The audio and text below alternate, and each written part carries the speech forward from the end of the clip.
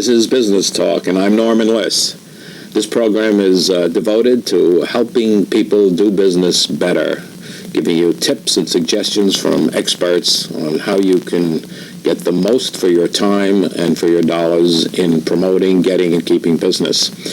And our subject today is public relations, and we have with us two specialists in the field. Our guests today are Linn and Nancy Gold. And I'm glad that you both could join me here today while we delve into the mysterious and wonderful world of public relations. There's an old saying that goes, I don't care what they say about me as long as I get my name in the paper. Is that true? How do you feel about that? Well, some people say, I don't care what they say about me as long as they spell my name right, too. That's another variation on that theme. And is that true in the business world? Is the value of publicity just getting the name out there, no matter how it's said, or does it have to be channeled into a specific direction? I think the challenge is to channel it and to make sure that it's in a positive context. That's not always possible. But I think that's the challenge of public relations. And visibility is important. You have to be out there today because there's so much going on, and unless people hear about you or read about you. Visibility is not just publicity, though. Visibility in someone who is promoting a business is more than just getting your name in the paper or on television or in a magazine. How does one become visible? How does one rise like the cream to the top and become visible? Well, there are lots of techniques. One, of course, is press relations, which is something that Jan and I both do a lot of for our clients. Maybe you ought to explain what press relations is, because it's an interesting term. Well, it's really developing relationships with the press on behalf of a client or an institution or a corporation. Are you saying that there is a relationship between a company or an individual and the media? Absolutely. Mm-hmm. If there isn't, there should be. Yes. And is the media part of that relationship? Are they aware? Are they willing to accept that relationship? I think so. I think they're as interested in getting information as the corporation is in sending it out and getting it to the right people. The press is actually quite dependent on the public relations professional as a source of information. They don't feel that they're there looking at everything and making judgments, but really they understand that there is a relationship? I think so, yeah. So how does one... Most of them want to know who's what and of emerging corporations or entrepreneurial types. It's their news, you know. There are some that tend to think they can do it all by themselves. But for the most part, people are quite receptive to PR if it's handled appropriately. So how does one reach out? I'm a small business person. I've been operating here. I have a small company, and I want to reach out, and I want to be someone special. I want to attract attention. How do I reach out to the media? What's the technique? What do I do besides hiring one of you? That's the first step, of course. But there are some basic tools that are used in our business. One, of course, is the press release, and that gives sort of the basic information about the company and any newsworthy items that you can put forward to catch the attention of the press. Serves a very useful purpose. But what is done? It's a term that I think everybody knows, the press release. But what do you do? Do you write a press releases? A lot of people just write some advertising copy and expect them to be a press release. But how does one write a press release? It has to be some news. And professionals should think about public relations as well, because marketing of professionals such as doctors, physicians, psychiatrists, that kind of thing, it's very important. I happen to be working with someone that had just attended a special meeting. So that is an item for the community news. Send it with their picture. Tell them, you give them a little background. You write it in news style and say that you attended a meeting and give the place, who, what, where, why, when, the typical news kind of things. It doesn't have to be long. And then if you give a phone number, they can always call and ask more questions. But it's important to get out there. And the newspapers are doing a nice job of covering community news and people, I think, in this area.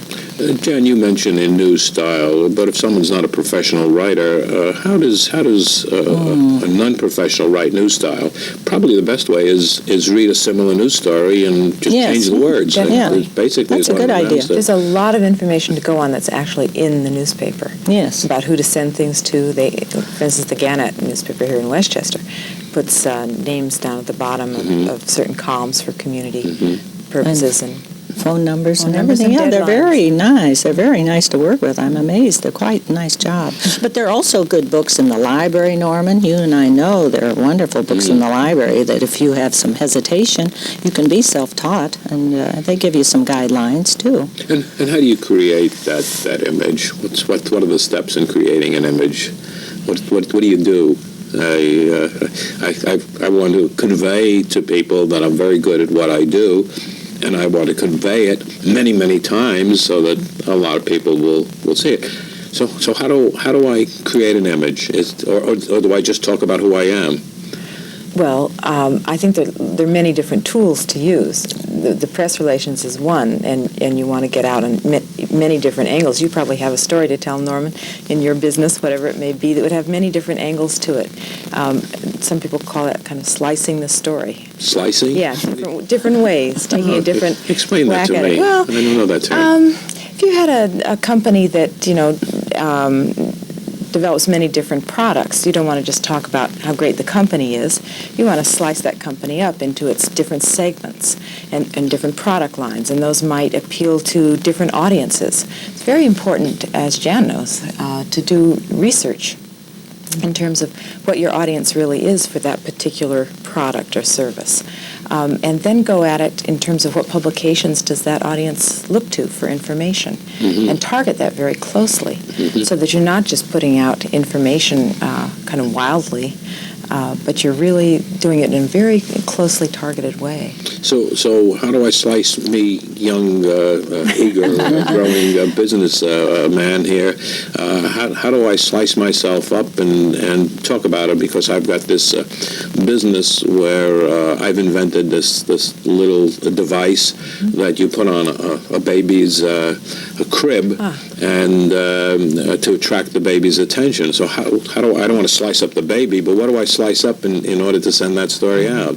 I don't quite understand that concept. Well, I think you first want to look at your various audiences for that. One might be the medical community, might be extremely interested in that. One would certainly be the parental community, parents at large. And what are they reading? Are they reading the family publications? Are they reading the health publications? Certainly the general interest press would be interested in that, because they're always interested in health and in babies. Those are two things you can count on that the press will pick up on. So your invention, if it were an invention, if it's new and it's got the potential for saving lives of infants, you're going to have a very nice news hook there. And I like to provide material like a background sheet on the product itself, all the details about it, because that's very important to a news writer or a media person, to have the details, exactly what it is, how many, I don't know, it's a Gidget or whatever, and a news release about it. And it all should go on letterhead, if you have a letterhead, but look very professional. A picture, a sell sheet if you have it, anything you have to make it more informational. Do you feel that the material that is sent out should be a thick packet? I have seen press kits that are full of information, including stories that have appeared in other publications, and I've also seen some things that have gone out which are just a one-page approach. What's the way to do it? I don't think there is one way. I think you really have to kind of customize what you're doing in terms of who's going to receive it. And personalize it, too. Yeah, that's very important. Putting a personal note on anything makes a big difference, whether it's a handwritten note or... And making it easy to read, because people have, as we know, the media gets piles and piles of material. In fact, I went to a publicity meeting in New York recently. They said 35% of the material sent to the media is trashed without even being opened. So you have to know what you're doing. That may be simply because it's been sent to the wrong person. I mean, there's no sense in just broadcasting it as if you were dropping it out of a helicopter. You need to be real careful about who you're sending to and make sure it's the right person. How do you know that it's the right person? By researching. And what does that involve? What is the research involved in that? Mine generally involves making phone calls, and the press is generally very helpful. They're under a lot of pressure because time is short, and they have a tremendous volume of work to do. But if you keep your questions concise and don't waste their time, they're usually very willing to give out information about who to send something to. But one thing we do come into a problem once in a while is email now, because oftentimes you get, a lot of them are using voicemail and that kind of thing. So you have to be aware of that. I find a very good resource in my library is the 1994 Gale directory, 4 volumes with index. I try to do as much. Gale, is that Gale from Detroit. 4 volumes, very well, covers media by state. All the publications, all the TV, all the radio. So I do as much as I can before I get on the phone, because it's very important not to take the media's time for things you can do by yourself. You need to check, because they do change, if it's the right person, that kind of thing. But you can do a lot on your own. And do you address it to the individual whenever possible? Very much But so. people do change, don't they? So, So sometimes you would be wasting it if that person has changed jobs. Right. Best to find out whether they're still in the same spot or not. They do move around. But I used to be on a newspaper, and I didn't mind. I opened up my predecessor's mail. I didn't get to, but some of the media are very touchy about that, because that came up at this meeting we had too also. But I think it depends there upon the individual. If they're looking for news, they're going to, And how far in advance do you send out material in advance of an event that's taking place, for example? Again, that really depends on what it is, the publication that you're approaching. Because if it's say a regional magazine, like here in Westchester, you might want to reach Hudson Valley Magazine. They have a 3 to 4 month lead time. So if you're not there that far ahead, you're going to miss out. The magazines are definitely a long lead time. But for a local event. Yeah, and especially if you have something newsy, you can, try when. I find it's when you have it ready, there's usually so many approvals and things that, they have to go before you can let it fly, so to speak. But anyway, you'd like to give them as much lead time as you can. So you have to work pretty far in advance if you to can. do that. If you can, to do that.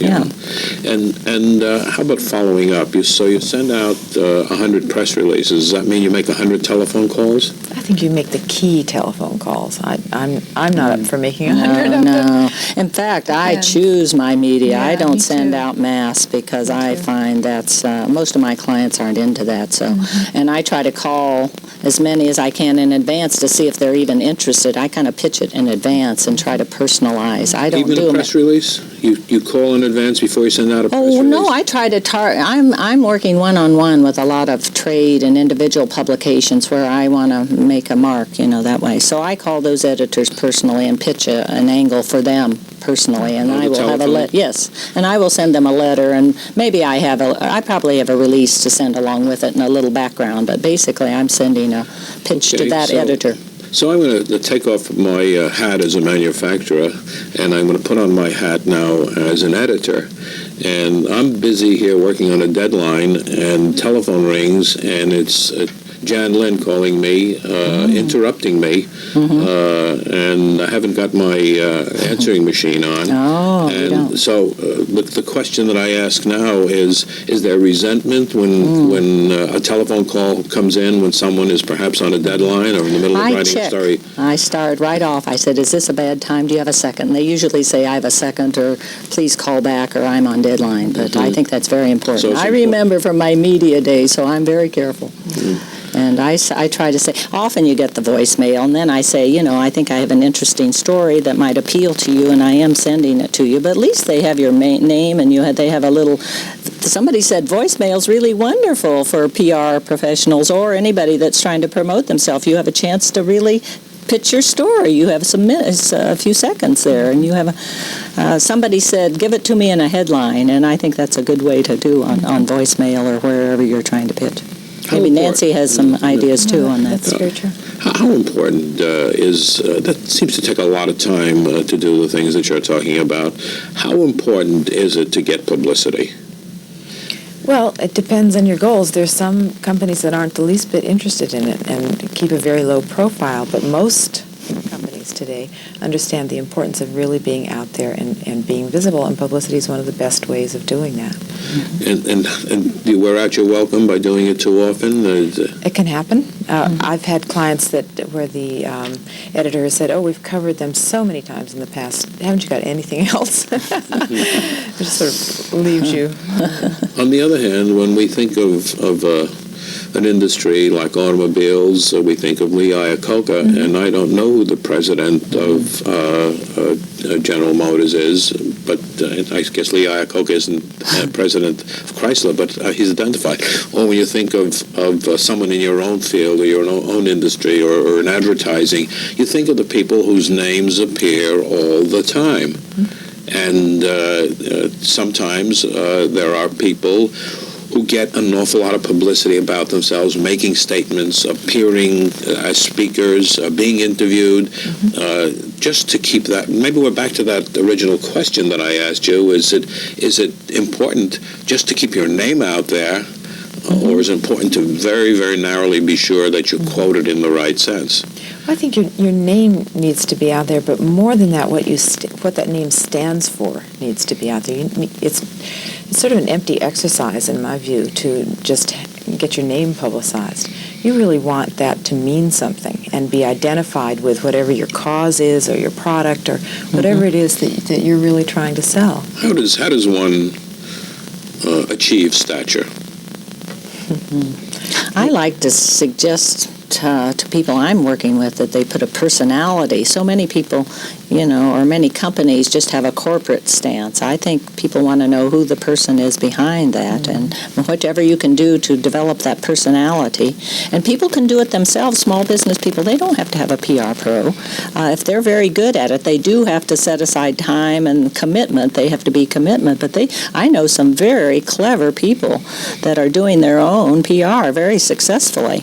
But then I think if that isn't your strength, and you have a lot of other things that you should, have a budget for marketing and PR, and have a professional and get some advice. I think it's well worth the investment. It's like anything else. If you have the money to spend, then why should you do the work that someone else could do, and someone who could do it professionally? If you are not a touch typist, doing your own correspondence will take forever, and you get someone who is expert at it, and it's cheaper for you to do that. Yeah, so it certainly makes sense. I just want to state at this point that my guests today on the subject of public relations are two specialists in the field. They're Jan Linn and Nancy Gold, and we're pursuing the subject of how to build an image and get the word out. We've been talking for the most part about publicity.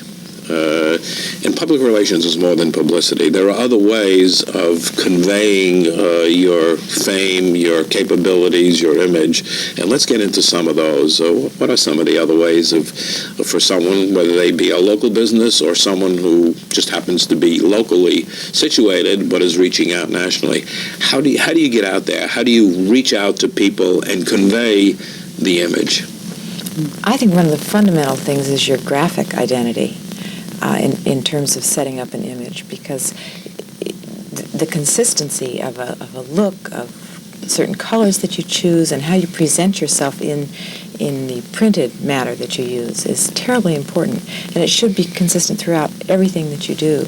If what you're trying to convey is a kind of contemporary, jazzy image, a business that's very with it, you're going to choose very different colors than if what you are trying to convey is substance and tradition and all those sorts of things. Your color and your style would be very different. And you can say a lot through your graphic image. What else? When I first came out to Westchester, Norm, which is a number of years ago, I didn't know anyone. I'd been working in the city and agencies at the national level. And I didn't even know how to drive places, because I had taken the train. And Westchester is very involved and complicated when you're driving and you don't know where you're going. But I found a very good way was to join organizations, be active in them, participate, do things. And I had some professional affiliations, like Cornell Cooperative Extension through my home economics profession. And I met so many people that way, and I have a very valuable network. But you have to take time, and you have to work and meet people and get involved. But it's very valuable, and then you have a network, and then people know you, and it's a very good source of referrals as well. And there's some people who said when you get involved working with people as peers, then they recognize your ability just by seeing what you're doing when you're doing this committee work or organizational work or volunteer work. And so when they do have something in that direction, then they will think of you. That's right. It really does build your referral network. And often there are speaking opportunities involved with these or other groups. Other groups are looking. Speaking platforms, I think, are a very good way. Yeah, and then you have a little news hook for some community news in the newspaper if you're making a presentation. Usually your whatever you're working with or your corporation has some kind of an opportunity there. So I think speaking platforms are very valuable. And there are so many opportunities, as I've heard over and over again. There are many organizations like, I suppose, the Kiwanis and the Elks and all the others who have speakers all the time. Oh, yes. They're desperate for speakers. And they meet every week or every month, and they're interested in subjects. And it's a very good audience, you just have to, I suppose, contact a local club and then find out in the wider area and do a 20-minute presentation before them. Yeah. And people don't realize how valuable that is, do they? And then publicize it and send your picture and that kind of thing. And then after you are in the media or in the newspaper or on TV or radio, you should take those results and merchandise it back to your client base or prospects. So explain that. What do you mean? Well, let's say you had a feature. I happen to have a feature article in Gannett, a nice color feature several weeks ago. It was the week before Easter, I believe. And now we're working to use that. We're reproducing it. We're sending it out to the client's database and some people that we're trying to get interested in the service, and it's a very valuable because it's third-party endorsement, and we're going to get color copies and send it with a nice letter. But you can't reproduce those without permission, can you? Yeah, I think you have to get permission. You have to get permission to do from that. the newspaper, but most of them are willing to work with if you sign a release and say you aren't going to use it for advertising or something like that. But that is a good caveat to mention. But that's an interesting point now. So you have the initial audience that sees or watches on television or hears on radio, perhaps, sees something. And then there's the audience who never saw it, and then you can tell them about it. And even those who've seen it before, you can reinforce it by doing it a second time. Yes. And a lot of these things, I suppose, have a long life because it's not just the ephemeral day that appeared. Yes. It also could last for weeks or months or even longer, I suppose. It always amuses me in a restaurant when you pass in the window, they have a review, and you look carefully at it, and sometimes they take the date out, but the newspaper has not been in existence for 20 years. I know. And you wonder about that, and you wonder how they're using that over and over and over again. So what is this image thing? I mean, that's what the PR is all about, isn't it? It's an image, developing it and getting it out there. Yeah, but I like to think it has a basis in reality. I'm not in favor of just, manufacturing images that really don't pertain to substance, because then what have you got? It's true. It's true. But how do you recognize that you have to really isolate what is down there deep inside? And what is it that makes you different from all others? Yes. And working with the media, you're really selling a story on its merits, and they're not looking for fluff. Lord knows that a lot of fluff gets printed, but they really want a substantive story that has some basis in reality and something that's actually going to be important to people and that people should need to know about. Are there techniques are there any master secrets, or is it all black magic of how you pros work? Oh, gee. I don't know if we should get into that. Jan, what do you think? I think everybody has their individual style, probably, and, But persistence, I think. We're there and we're doing it day in and day out and with nothing else except for our clients, whereas a company or an entrepreneur, has to take time out, and it's very hard. Is there a lot of rejection? Oh, you have to get used to You do have to rejection, get used to it. yes. And then you just pick up the phone and try Yes, somebody yes. else, you know. Yeah, Just have so to keep on rejection's a going. part of it. So it's important to, as you say, be persistent and not feel that if someone rejects it's because Yeah, you're no no. good. It's rather that it's not right That's at right. that moment. Yes, yeah, very And important. It was interesting. A few weeks ago on this program, I interviewed Greg David, who's the editor of Crane's New York Business and Crane's Small Business. And he asks for people to send him a one-page letter which tells what the story is and why he should do it now. And he says, and he reads every one of them. I think that's fantastic. And if you want to follow him up, say so, that you're going to call him. And then he said he'll put it on a pile, and when you call him, he'll have it on that pile, and he'll be able to give you an answer. That's wonderful. He also Terrific. indicated that a very, very small percentage of the things that are sent to him actually get published. So I see. talk about rejection and Yeah. lack of Oh, well, acceptance. yeah. I think it's important to understand that. But Crane's is big, let's face it. Crane's is very influential. Well, is there any difference between working with a, quote, big publication as opposed to working with a, unquote, small publication? Yeah, I think there is. I think with some of the smaller ones, I've had more experience in getting the things I give them actually printed verbatim. Mm-hmm. They just take it and use it as you give it to them. Whereas with a larger publication that has more staff and more time to put into Yeah. researching things, they're going to really analyze what you've sent, and they're going to bring in other points of view, perhaps, on your subject matter, and not just print it as is. What you seem to be saying, if I can kind of sum up, is do it consistently, be concise, don't be upset if it's not used, establish a relationship with the media people in the publications that are important to you, and try to give as much information and background about your company, your product, perhaps have a professional photo taken so that it can be used if they want one, and really be prepared to keep doing it on a consistent basis if you want to get the coverage. And Sounds good to me, Norman. And I think a lot of these companies and entrepreneurs and businesses in Westchester are very national. They have a national story to tell. Sure. They find the hook and sell it to the right person. There's a lot going on out there. think big, and that's what Yes, it's all think about. big, yes, definitely. And we've thought so big that we've used up the amount of time that we have today, and I thank you both for coming and being with us today. Today we talked about public relations with Jan Linn and Nancy Gold, who are two experts in the field. This program is Business Talk, and I'm Norman Liss, and we hope to be back with you the same time next time, bringing you more information to help you do business better.